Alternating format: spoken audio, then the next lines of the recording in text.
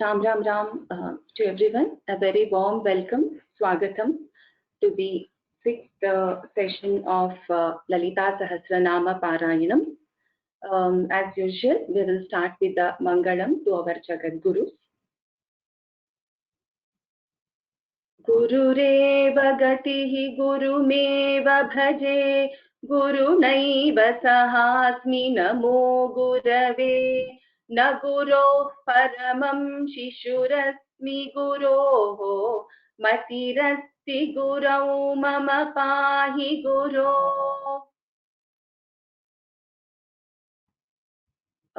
We will start with the Dhyana Shloka of Lalita Sahasranama.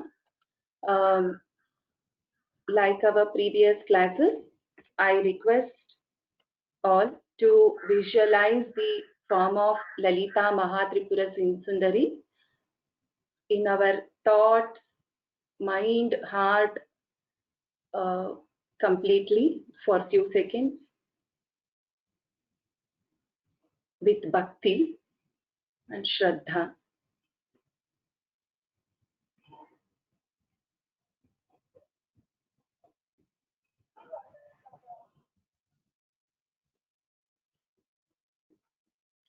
So I will start with the Dhyanam.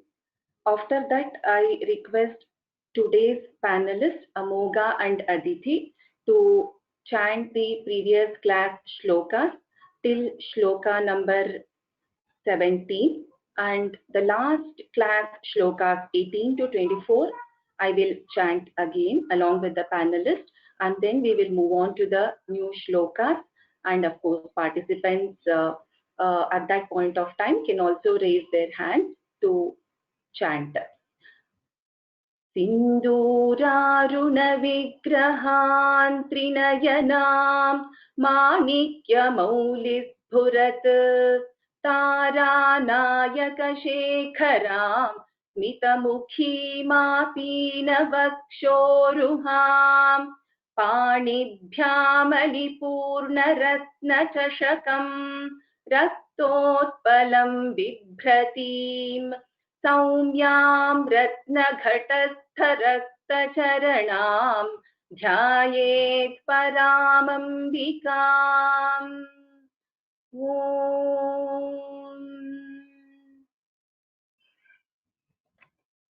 Amogha, Prathamam Shlokam. Before that, while our panelists are chanting the shlokas 1 to 17, I request all the participants to also chant along with them. Though you are on mute, please chant and do the Samarpanam of the Nama to Lalita Parameshwari. Amogha, you can start with the first shloka. Om Shrimata Shri Maharadni Shrimat Simhasaneshwari Chidagnikunda Sambhuta Devakatya Samudyata. Aditi? Can you change the slide? Sure.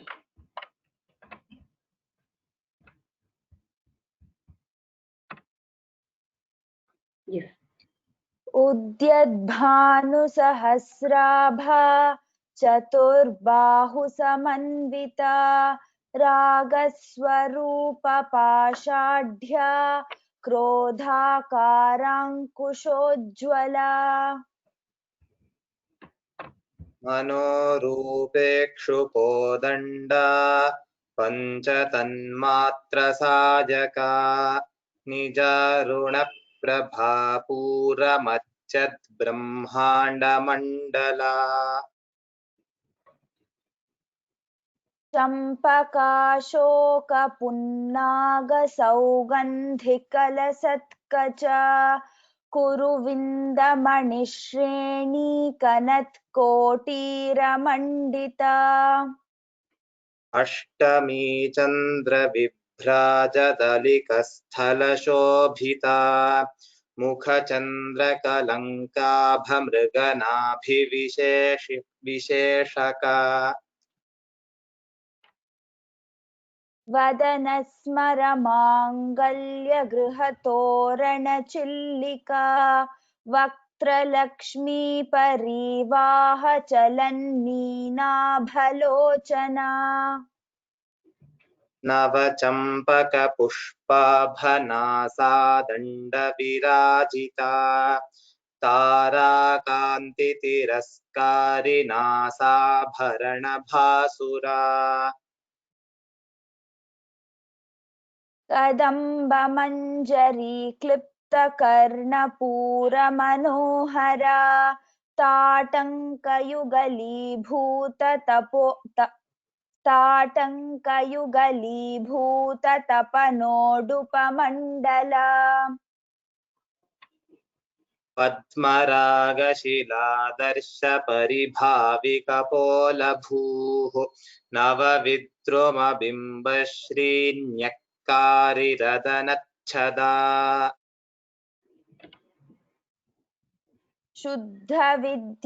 शुद्धविद्याङ्कुराकार द्विजपङ्क्तिद्वयोज्ज्वला कर्पूरवीटिका मोदसमाकर्षिदिगन्तरा निजसल्लापमाधुर्यविनिर्भर्सितकच्छपी मन्दस्मितप्रभापूरमज्जत्कामेशमानसा अनाकलितसादृश्यचिबुकश्रीविराजिता कामेशबद्धमाङ्गल्यसूत्रशोभितकन्धरा कनकाङ्गदकेयूरकमनीयभुजान्विता रत्नग्रैवेयचिन्ताकलोलमुक्ताफलान्विता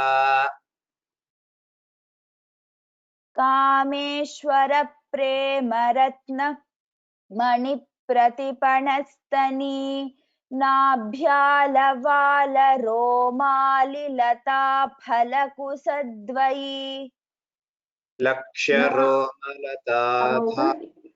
एकनिमिषम् Aditi, second line of Kameshwara Premaratna once again. Nabhyalavala नाभ्यालवालरोमालिलताफलकुचद्वयी लता फलकुचद्वयी उत्तमम् अमोघ लक्ष्यरोमलताधारता समुन्नेयमध्यमा स्तनभारदलन्मध्यपट्टबन्धवलित्रजा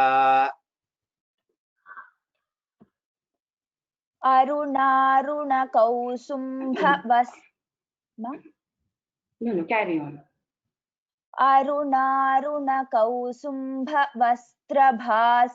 अरुणारुणकौसुम्भवस्त्रभास्वत्कटीतटी रत्नकिङ्किणिकारम्य रशनादमभूषिता अत्र अहं वदामि अरुणारुणकौसुम्भवस्त्रभास्वत्कटीतटी रत्नकिङ्किणिकारम्य रशनादामभूषिता अरुणारुणकौसुम्भवस्त्रभास्वत्कटीतटी रत्नकिङ्किणिकारम्य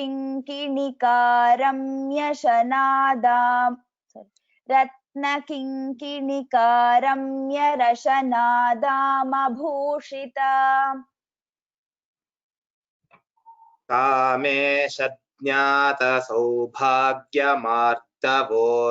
कामेशज्ञातसौभाग्यमार्तवोरुद्वयान्विता माणिक्यमुकुटाकारजानुध्वजविराजिता उत्तमम्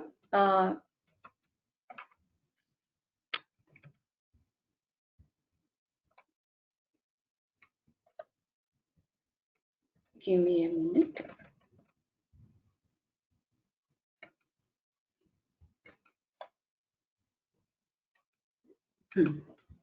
So from here I will chant the entire verse once and then you can repeat The first shloka by Amoga and then the next one by Aditi. Again, I request all the participants, though you are on mute, please repeat after I do, and repeat only once Amoga and Aditi. Indragopaparikshitasmaratuna Indragopaparikshitasmaratuna Gudhagulpha kurma prushtadayishnu prapadanvita इन्द्रगोपपरिक्षिप्तस्मरतूर्णाभजङ्घिका गूढगुल्फा कूर्मपृष्ठजयिष्णुप्रपदान्विता नखदीधिति सञ्छन्ननमज्जनतमो गुणा पदद्वय प्रभाजाल पराकृतसरोरुहा नखदीधिति सञ्छन्ननमज्जन्नतमो गुणा पदद्वय प्रभाजाल पराकृतसरोरुहा. Aditi, I will repeat this again. Just watch, and then you can repeat again. Nakhadidhiti sanchananamajjanatamo guna padadvaya prabhajala parakruta saroruha. Here, sanchanna namajjana. It is namajjana. And then second line, padadvaya prabhajala. There is that rule. After that padadvaya should be heard. Padadvaya prabhajala. Now you try both the lines. नखदीधिति सञ्छन्ननमज्जनतमो गुणा पदद्वय प्रभाजाल पराकृतसरोरुहा. Uttamam. Sinjanamani manjira mandita Sripadambuja Marali mandagamana mahalavanya shevadhihi. सिञ्जानमणिमञ्जीरमण्डितश्रीपदाम्बुजा मरालीमन्दगमना महालावण्यशेवधिः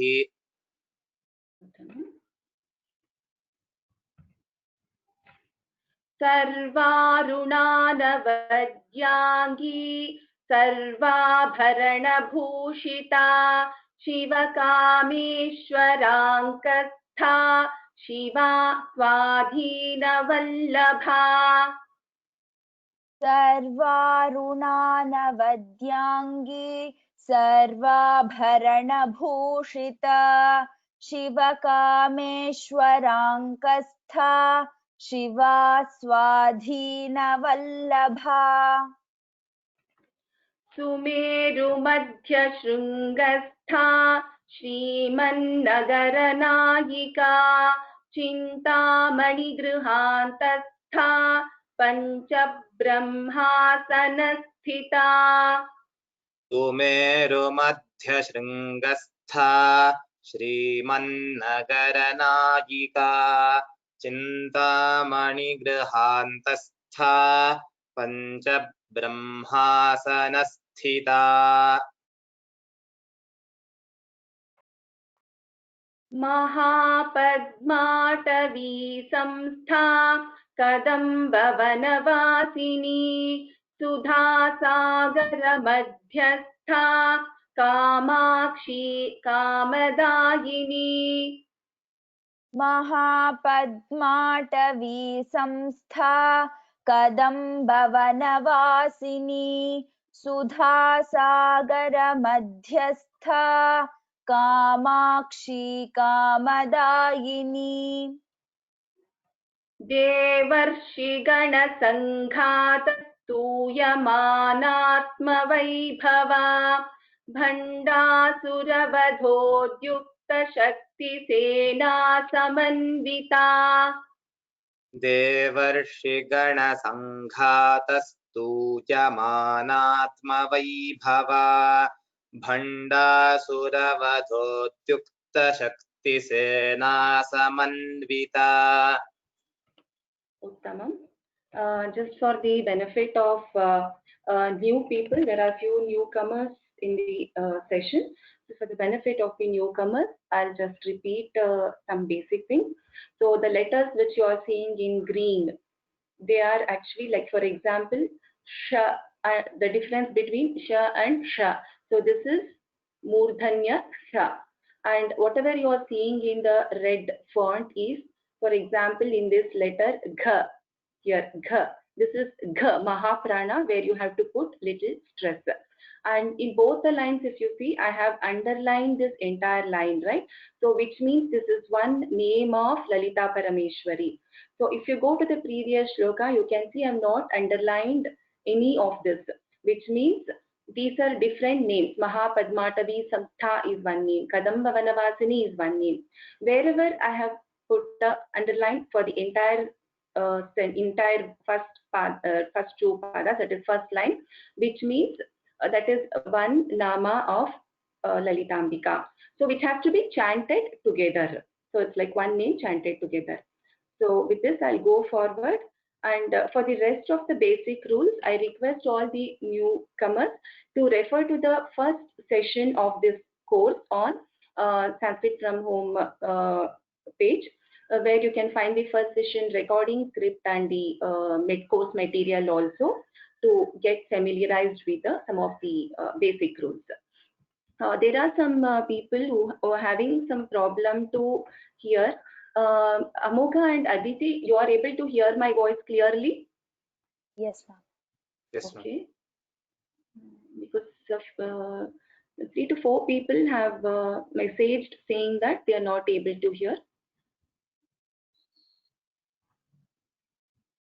Okay, anyways, let's see. We'll come back to it. I'll just check the questions. If more people are, it could be because of the network issue.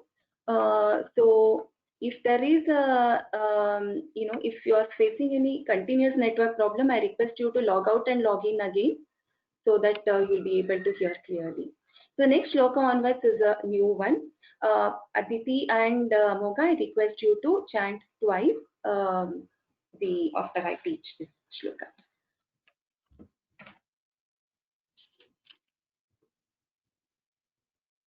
Sampatkari, Sampatkari, Sampatkari, Samarudha, Samarudha, Samarudha, Sindhuravraja, Sindhuravraja, Sindhuravraja, Sevita, Sevita, Sevita, Sampatkari, Samarudha, Sampatkari, Samarudha, Sampatkari, Samarudha, Sindhuravraja, Sevita, Sindhuravraja, Sevita, Sindhuravraja, Sevita, Sampatkari, Samarudha, Sindhuravraja, Sevita, Sampatkari, Samarudha, Sindhuravraja, Sevita, Sampatkari, Samarudha, Sindhuravraja, Sevita, Ashvarudha, Ashvarudha, Ashvarudha, Adhishthita, Adhishthita, Adhishthita, Ashvakoti, Ashvakoti, Ashvakoti, Kotibhihi, Kotibhihi, Kotibhihi, Avrita, Avrita, Avrita. So I'm splitting and telling this word. So when we join, so it will be slightly different.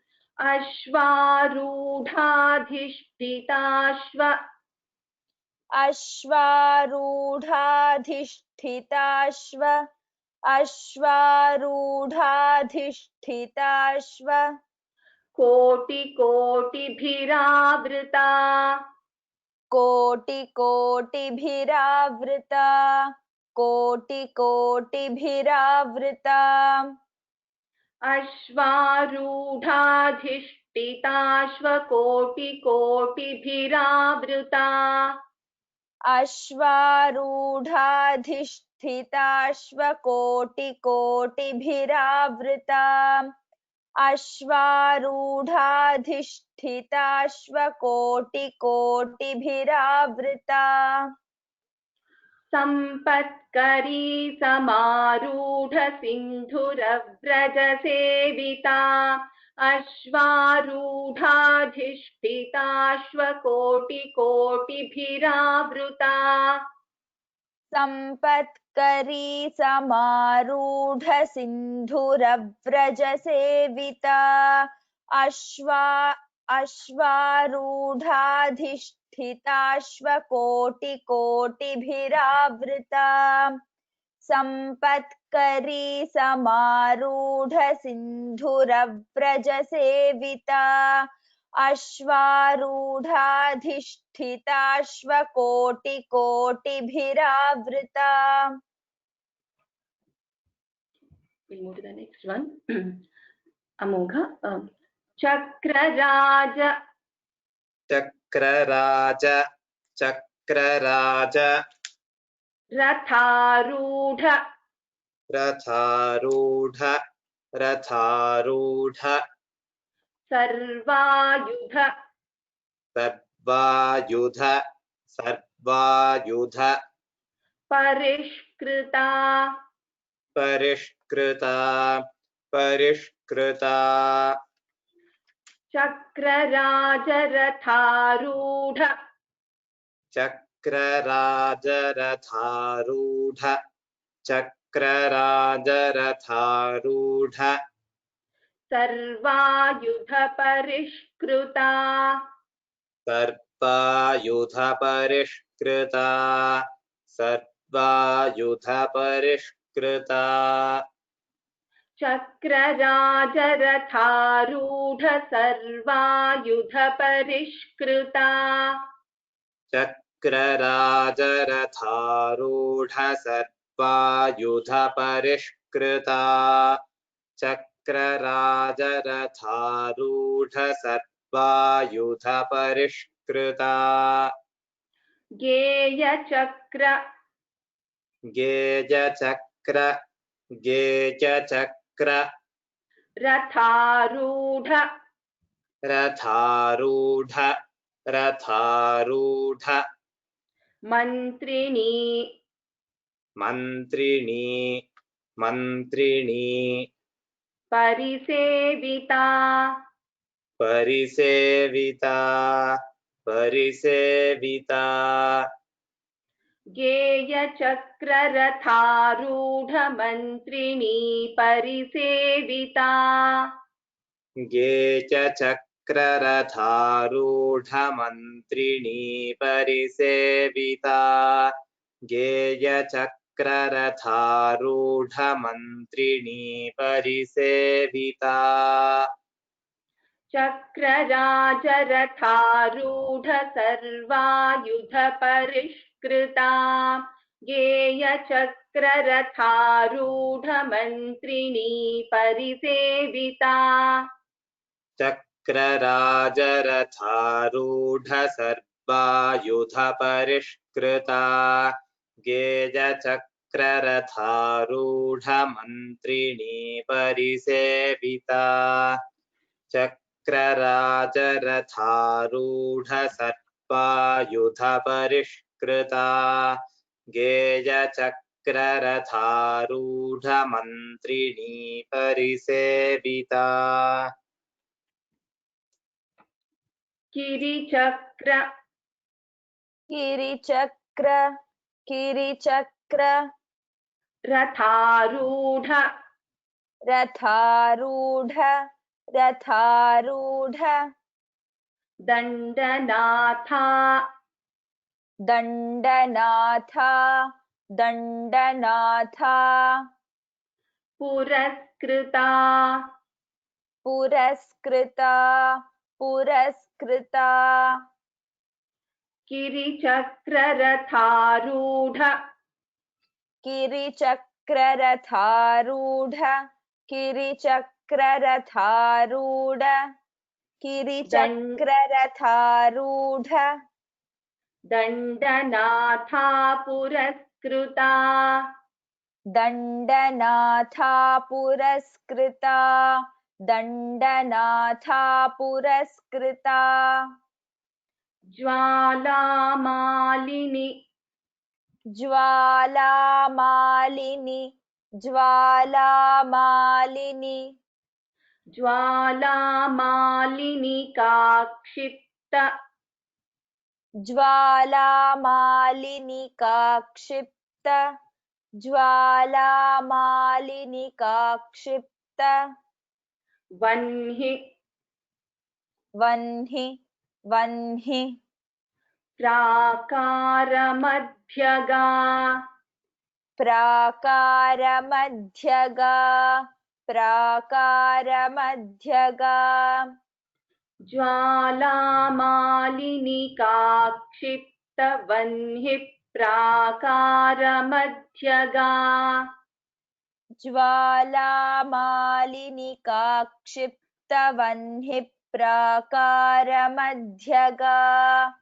ज्वालामालिनि काक्षिप्तवह्नि प्राकारमध्यगा किरिचक्ररथारूढ दण्डनाथा पुरस्कृता ज्वालामालिनि काक्षिप्त वह्नि प्राकारमध्यगा किरिचक्ररथारूढ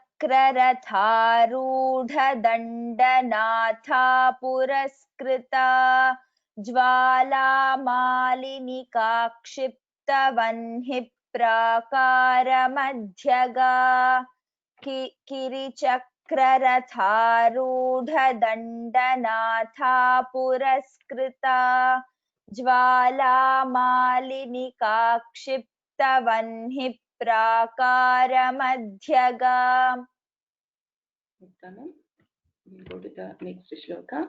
Bhandasainya भण्डसैन्य भण्डसैन्य vadhodyukta वधोद्युक्त वधोद्युक्त shakti vikrama शक्तिविक्रम शक्तिविक्रम harshita Harshita Harshita भण्डसैन्य वधोद्युक्त भण्डसैन्यवधोद्युक्त भण्डसैन्यवधोद्युक्त शक्ति विक्रम हर्षिता शक्तिविक्रमहर्षिता शक्तिविक्रमहर्षिता नित्या पराक्रमाटोप नित्या पराक्रमाटोप नित्या पराक्रमाटोप I split and teach one for the benefit of all. Nitya नित्या नित्या पराक्रम पराक्रम पराक्रम आटोप आटोप आटोप निरीक्षण निरीक्षण निरीक्षण समुत्सुका समुत्सुका समुत्सुका नित्या पराक्रमाटोप निरीक्षण समुत्सुका नित्या पराक्रमाटोप निरीक्षण समुत्सुका नित्या पराक्रमाटोपनिरीक्षणसमुत्सुका भण्डसैन्यवधोद्युक्तशक्तिविक्रमहर्षिता नित्या पराक्रमाटोपनिरीक्षणसमुत्सुका भण्डसैन्यवधोद्युक्तशक्तिविक्रमहर्षिता नित्या पराक्रमाटोपनिरीक्षणसमुत्सुका भण्डसैन्यवधोद्युक्तशक्तिविक्रमहर्षिता नित्या पराक्रमाटोपनिरीक्षणसमुत्सुका भण्डपुत्र भण्डपुत्र भण्डपुत्र वधोद्युक्त वधोद्युक्त वधोद्युक्त बालाविक्रम बालाविक्रम बालाविक्रम नन्दिता नन्दिता नन्दिता भण्डपुत्रवधोद्युक्त भण्डपुत्रवधोद्युक्त भण्डपुत्रवधोद्युक्त बालाविक्रमनन्दिता बालाविक्रमनन्दिता बालाविक्रमनन्दिता भण्डपुत्रवधोद्युक्त बालाविक्रमनन्दिता भण्डपुत्रवधोद्युक्त बालाविक्रमनन्दिता भण्डपुत्रवधोद्युक्त बालाविक्रमनन्दिता मन्त्रिण्यम्बा मन्त्रिण्यम्बा मन्त्रिण्यम्बा विरचित विरचित विरचित विषङ्गवध विषङ्गवध विषङ्गवध तोषिता तोषिता तोषिता मन्त्रिण्यम्बा विरचित मन्त्रिण्यम्बा विरचित मन्त्रिण्यम्बा विरचित विषङ्गवध तोषिता विषङ्गवध तोषिता विषङ्गवध तोषिता मन्त्रिण्यम्बा विरचित विषङ्गवध तोषिता मन्त्रिण्यम्बा विरचित विषङ्गवध तोषिता मन्त्रिण्यम्बा विरचित विषङ्गवध तोषिता भण्डपुत्रवधोद्युक्त बालाविक्रमनन्दिता मन्त्रिण्यम्बा विरचित विषङ्गवध तोषिता भण्डपुत्रवधोद्युक्त बालाविक्रमनन्दिता मन्त्रिण्यम्बा विरचित विषङ्गवध तोषिता भण्डपुत्रवधोद्युक्त बालाविक्रमनन्दिता मन्त्रिण्यम्बा विरचित विषङ्गवध तोषिता विशुक्र विशुक्र विशुक्र प्राणहरण प्राणहरण प्राणहरण वाराही वाराही वाराही वीर्यनन्दिता वीर्यनन्दिता वीर्यनन्दिता विशुक्र प्राणहरण विशुक्रप्राणहरण विशुक्रप्राणहरण वाराही वीर्यनन्दिता वाराही वीर्यनन्दिता वाराही वीर्यनन्दिता विशुक्रप्राणहरण वाराही वीर्यनन्दिता विशुक्रप्राणहरण वाराही वीर्यनन्दिता विशुक्रप्राणहरण वाराही वीर्यनन्दिता कामेश्वर कामेश्वर कामेश्वर मुखालोक मुखालोक मुखालोक कल्पित कल्पित कल्पित श्रीगणेश्वरा श्रीगणेश्वरा श्रीगणेश्वरा कामेश्वर मुखालोक कामेश्वर मुखालोक कामेश्वर मुखालोक कल्पित श्रीगणेश्वरा कल्पित श्रीगणेश्वरा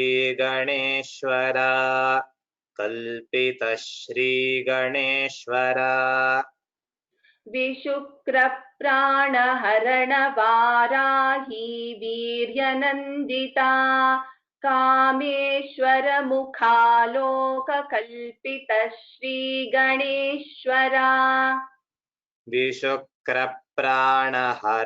वाराही वीर्यनन्दिता कामेश्वर मुखालोक कल्पित श्रीगणेश्वरा विशुक्रप्राणहरण वाराही वीर्यनन्दिता कामेश्वर मुखालोक कल्पित श्रीगणेश्वरा Next one.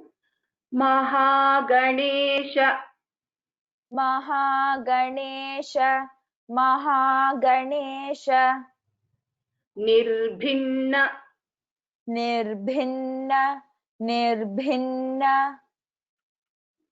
विघ्नयन्त्र विघ्नयन्त्र विघ्नयन्त्र प्रहर्षिता प्रहर्षिता प्रहर्षिता महागणेश निर्भिन्न विघ्नयन्त्र प्रहर्षिता महागणेश निर्भिन्न विघ्नयन्त्र प्रहर्षिता महागणेश निर्भिन्न विघ्नयन्त्र प्रहर्षिता भण्डासुरेन्द्र भण्डासुरेन्द्र भण्डासुरेन्द्र निर्मुक्त निर्मुक्त निर्मुक्त शस्त्रप्रत्यस्त्र शस्त्र शस्त्रप्रत्यस्त्र शस्त्रप्रत्यस्त्र वर्षिणी वर्षिणी वर्षिणी भण्डासुरेन्द्र निर्मुक्त भण्डासुरेन्द्र निर्मुक्त भण्डासुरेन्द्र निर्मुक्त शस्त्रप्रत्यस्त्रवर्षिणी शस्त्रप्रत्यस्त्रवर्षिणी शस्त्रप्रत्यस्त्रवर्षिणी भण्डासुरेन्द्र निर्मुक्त शस्त्रप्रत्यस्त्रवर्षिणी भण्डासुरेन्द्र निर्मुक्त शस्त्रप्रत्यस्त्रवर्षिणी भण्डासुरेन्द्र निर्मुक्त शस्त्रप्रत्यस्त्रवर्षिणी महागणेश निर्भिन्न विघ्नयन्त्र प्रहर्षिता भण्डासुरेन्द्रनिर्मुक्तशस्त्रप्रत्यस्त्रवर्षिणी महागणेश निर्भिन्न विघ्नयन्त्र प्रहर्षिता भण्डासुरेन्द्र निर्मुक्त शस्त्र प्रत्यस्त्रवर्षिणी महागणेश निर्भिन्न विघ्नयन्त्र प्रहर्षिता भण्डासुरेन्द्र निर्मुक्त शस्त्र प्रत्यस्त्रवर्षिणी उत्तमम् करांगुलि करांगुलि करांगुलि नखोत्पन्न नखोत्पन्न नखोत्पन्न Narayana Narayana Narayana दशाकृतिः दशाकृतिः दशाकृतिः करांगुलिनखोत्पन्न करांगुलिनखोत्पन्न करांगुलिनखोत्पन्न Narayana दशाकृतिः Narayana दशाकृतिः Narayana दशाकृतिः करांगुलिनखोत्पन्न Narayana दशाकृतिः करांगुलिनखोत्पन्न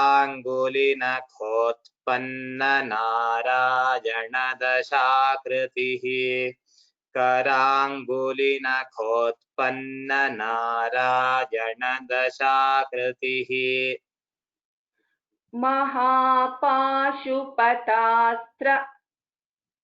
महापाशुपतास्त्र महापाशुपतास्त्र महापाशुपतास्त्राग्नि महापाशुपतास्त्राग्नि महापाशुपतास्त्राग्नि निर्दग्धासुर निर्दग्धासुर निर्दग्धासुर सैनिका सैनिका सैनिका महापाशुपतास्त्राग्नि महापाशुपतास्त्राग्नि महापाशुपतास्त्राग्नि निर्दग्धासुर सैनिका निर्दग्धासुर सैनिका निर्दग्धासुर सैनिका महापाशुपतास्त्राग्नि निर्दग्धासुर सैनिका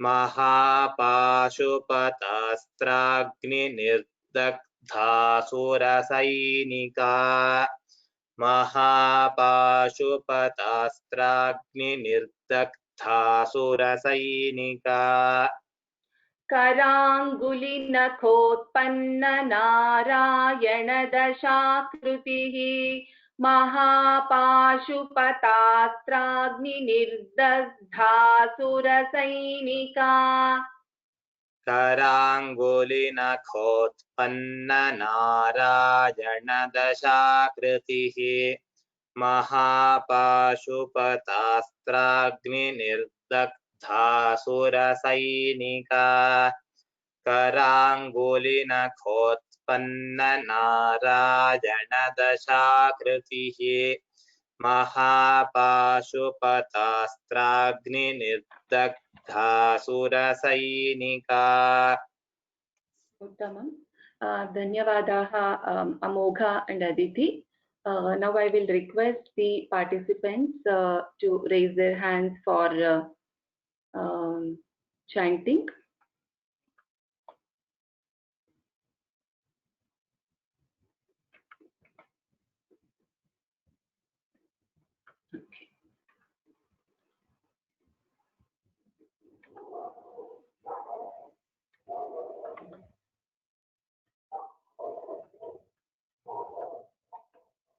For some reason, I'm not able to see the hand raise option, but okay.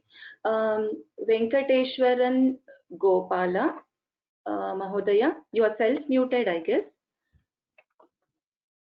Let me go back to the previous shloka. Namaste. Namaste. I'll go back to the last class shloka, so you can try chanting them. Mahodaya, can you try this shloka? Kamesha Jnata. Kamesh ज्ञात सौभाग्य मात्रवोरुद्वयान्विता माणिक्य मकुटा मुकुटाकार जानुद्वय विराजिता. First line, Mahodaya. Kamesh ज्ञात सौभाग्य मार्दवोरुद्वयान्विता. Can you try once, Mahodaya? Kamesh ज्ञात सौभाग्य माद्रवोरुद्वयान्विता माणिक्य मुकुटाकार जानुद्वय माणिक्य मुकुटाकार जानुद्वय विराजिता. Uttamam. Only the first line, that is Mardavo, Mardavorudvayanvita. Mardavorudvayanvita. That is the one. Yes, try, please try. Okay. Mardavo, Kamesh ज्ञात सौभाग्य मार्दवोरु द्वयान्विता. Uttamam, you got it. Dhanyavadaha Mahodaya. I request those participants who have not chanted once also to please try to practice by chanting in the class, so that the chanting becomes more familiar to you. Okay, Dhanyavadaha Mahodaya. I'm muting you. Let me go to the next person. Venkata Subramanian Narasimhan. Mahodaya, can you try Indra Gopa? Indra Gopa Parikshipta Smarantu Nab Jangika Gura Gulfa Kurma Prishta Jayashnu Prapadandita. Okay, Mahodaya, once I will chant, you listen. You have chanted well, just a couple of small things you have to observe. Indra Gopa is not there, it's Indra Gopa. There is no Dirgha there. So, Indra Gopa Parikshipta Smaratuna Bhajanchika Gudha Gultha Kurma Prishta Jayishnu Prapadanvita. Can you please try once, Mahodaya? Indra Gopa Parikshipta Smarantu Nab. Can you chant only the first part, Indra Gopa Parikshipta? Till that you can you chant? Indra Gopa Parikshipta Smarantu Nab Jangika. Correct? Okay. Indra Gopa Parikshipta, till there it is correct. Next, Smaratuna Bhajanthika. Can you try this? Smaratuna Bhajangika. Smaratuna Bhajangika. That Bhajanthika, Ghi, Mahaprana. Bhajanthika. Smarantuna Bhajantika. Okay. Smarantuna Bhajantika. Okay. There, Smarant is not there. There is no Nakara after Smara. Smaratuna, Smaratuna Bhajanthika. Once more, please. Smaratuna Bhajangika. Smaratuna Bhajangika. Bhajanthika, only that Gha you have to little observe, otherwise it is good. Next line, can you try once? Gudha Gulfa Kurma Prishta Jayashnu Prapadandita. Gudha Gulpha. Gudha Gulpha Kurma Prishta Jayashnu Prapadandita. Okay. After Shtha, there is no Dirgha. Kurma Prushtha Jayishnu is continuous. Gudha Gulpha Kurma Prushtha Jayishnu Prapadandita. Prushtha is not there, it is Prushtha Jayishnu. Okay. Can you just tell that Kurma Prushtha Jaishnu? Kurma Prishta Jayishnu Prabadhanvita. Kurma Prishta Jayishnu Prabadhanvita. Prushtha is not there. Prushtha. That's all. Okay. Kurma Prishta Jayishnu. Okay. Yes. Okay. Dhanyavadaha Mahodaya. We will go to Subramanian. Yes. I think you are on self-mute, Mahodaya. Can you try? Namaskara, madam. Namaste. Sinjanamani Manjira. Sinjanamani Manjira Mandida Sripadambuja Marani Mandagamana Mahalavanya Sevadihi. Uttamam. Just the last word, can you chant again? I could not hear it clearly. Marani Mandagamana Mahalavanya Sevadihi. Shevadhihi Sha. Shevadihi. Yes. Uttamam. Mahalavanya Shevadihi. Yes. Uttamam. Dhihi. Dha. Little more stress for that Mahaprana. That's it. Otherwise, very good. Dhanyavadaha, Bhagini. Shri Keshava Mahodaya. Ram Ram Ram. Ram Ram Ram.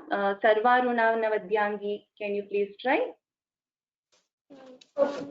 Sarvaruna Vadyangi Sarvabharana Bhushita Shiva Kameshwarankastha Shiva Swadhina Vallabha. Shiva Kameshwarankastha. Can you try again this word? Shiva Kameshwarankastha Shiva Swadhina Vallabha. Shiva Swadhina Vallabha. Shiva Swadhina Vallabha. Uttamam. Dhanyavadaha. After you finish chanting, you can self-mute. Skandhan Shanmugha Mahodaya. You are self-muted, I guess.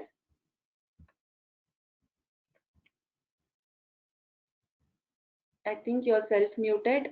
So I'm moving on to the next person.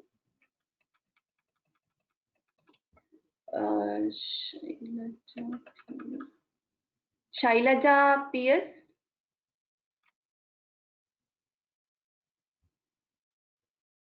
I'm not able to see her. Okay, again self-muted. Sankara Narayanan Mahodaya. Good morning. Namaste, ma'am. Namaste, Suprabhatam. Sumeru tell me. Actually, I am Shankar Nanan's daughter. He is my father. So what is your name? My name is Harini. Harini, very nice. Very good name. Can you chant this Harini? Sumeru Madhya Shringastha. Sumeru Madhya Shringastha Shriman Nagara Naika Chintamani Grihantastha Pancha Brahmasanasthita. Uttamam. Dhanyavadaha Harini. Can you self-mute yourself now? Yes.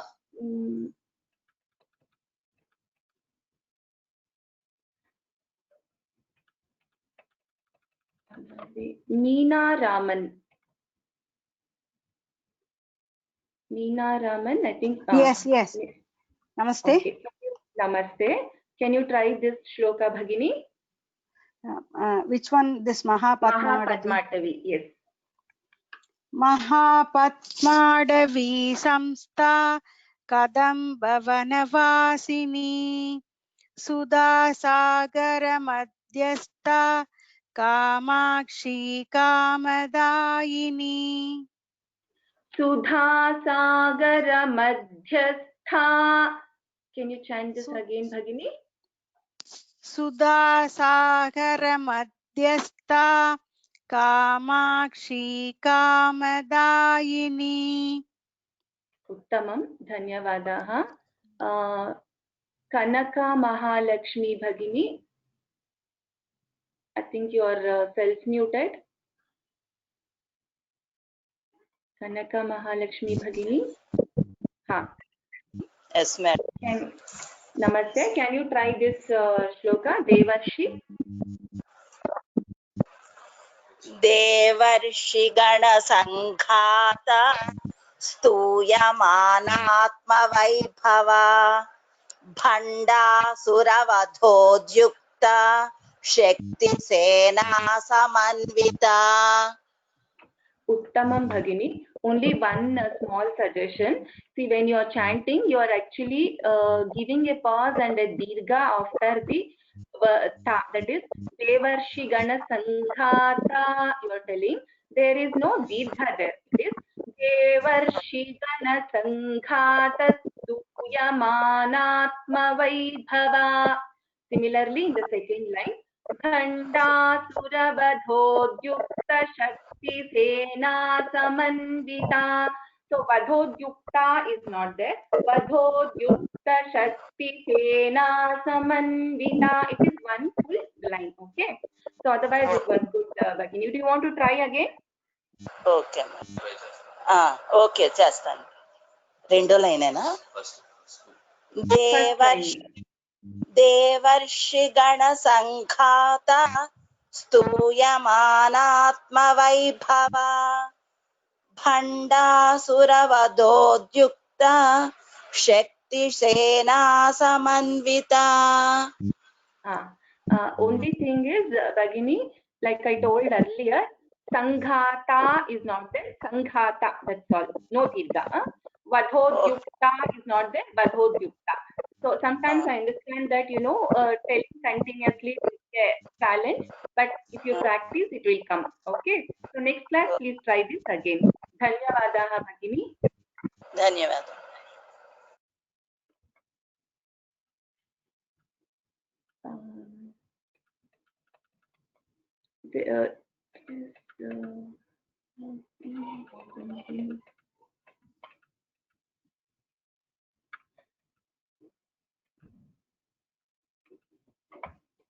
Gayatri Satish Bhagini. Can you try this one? Yes, I can hear you. Mahapadmatavi Samstha.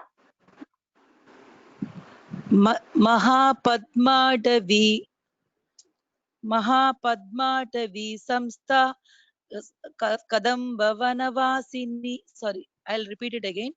Yes. Mahapadmatavi Samstha Kadamba Vanavasini Sudha Sagara Madhyastha Kamakshi Kamadaini. Uttamam. Only the first word, Bhagini. Mahapadmatavi Samstha. Can you repeat it, Bhagini?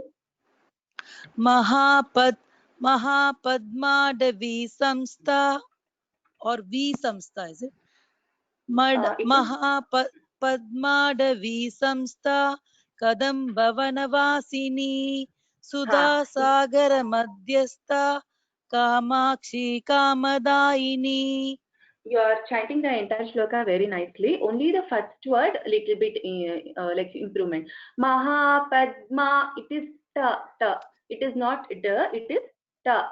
Mahapadmatavi Samstha. Okay. Mahapadmatavi Samstha. Right? Uttamam. Just that ta has to be heard instead of ta. You can just listen to the recording once and practice. It is ta. Dhanyavada, Acharya. Dhanyavadaha, Bhagini.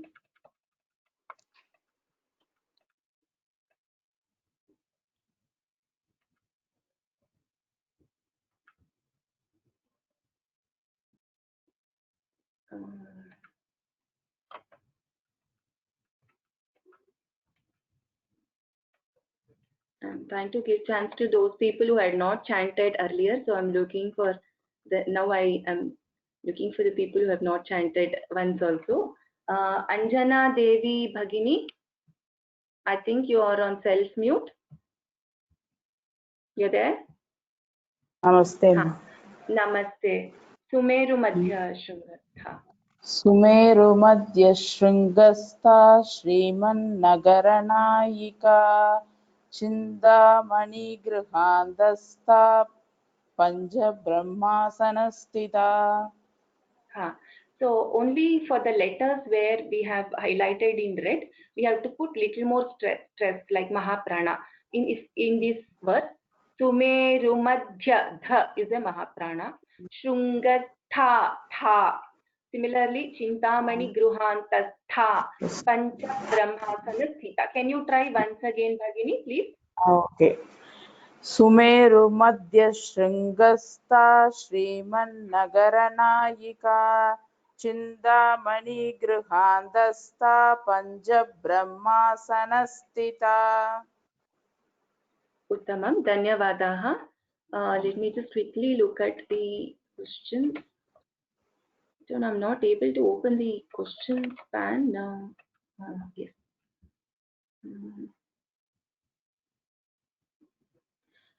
If the hand signal shows red, actually the hand signal will show, there is a question that if the hand signal shows red, it means we have raised our hand.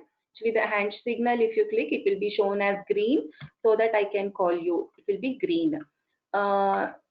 Then we have Mohana Valambe. Take question. I see your hand raised. Do you want to chant Mahodaya, Mohana Valambe? I will unmute you.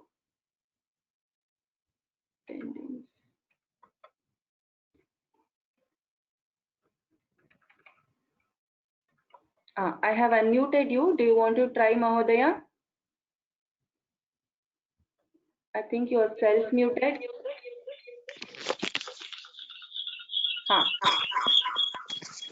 Can you try this Sumeru Madhya Shungastha?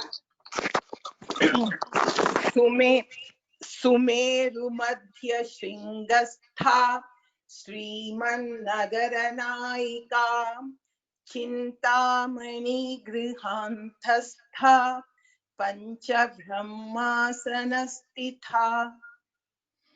Theta, second, the last time, the second line is Alpa Prana. Only the last word. Pancha Brahmasanastitha. Theta. Titha. Theta. Pancha Brahmasanastitha. Theta. Theta. You can repeat after me. Pancha Brahmasanasthita. Pancha Brahmasanasthita. Yes. Just you can practice this once again later. Dhanyavadaha. I'm just going to mute you again.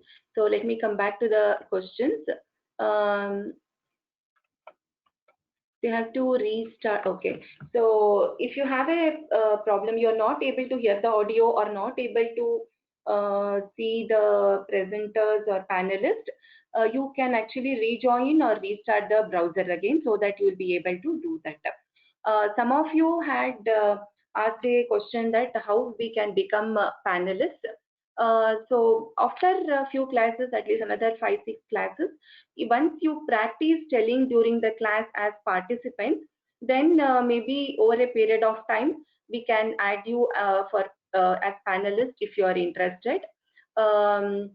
So apart from this, there are no other major questions. So if you have any doubts or any questions, please feel free to mail me at sandhya.vyoma@gmail.com. I will answer to you personally on any of your questions. Dhanyavadaha. We will close with the Mangala Shloka. Thank you all for attending this. सर्वमङ्गलमाङ्गल्ये शिवे सर्वार्थसाधिके शरण्ये त्र्यम्बके देवी नारायणि नमोस्तुते. Once again, dhanyavadaha to all of you. Please pray Lalita Parameshwari for the well-being of the entire world, for the health of the entire world, for the health of all the countries. You can, any nama which you know itself, you can repeat so that that itself is like, you know, a big offering to Lalitambika. Thank you once again. Look forward to see you all in the next class. Dhanyavadaha. Ram Ram Ram.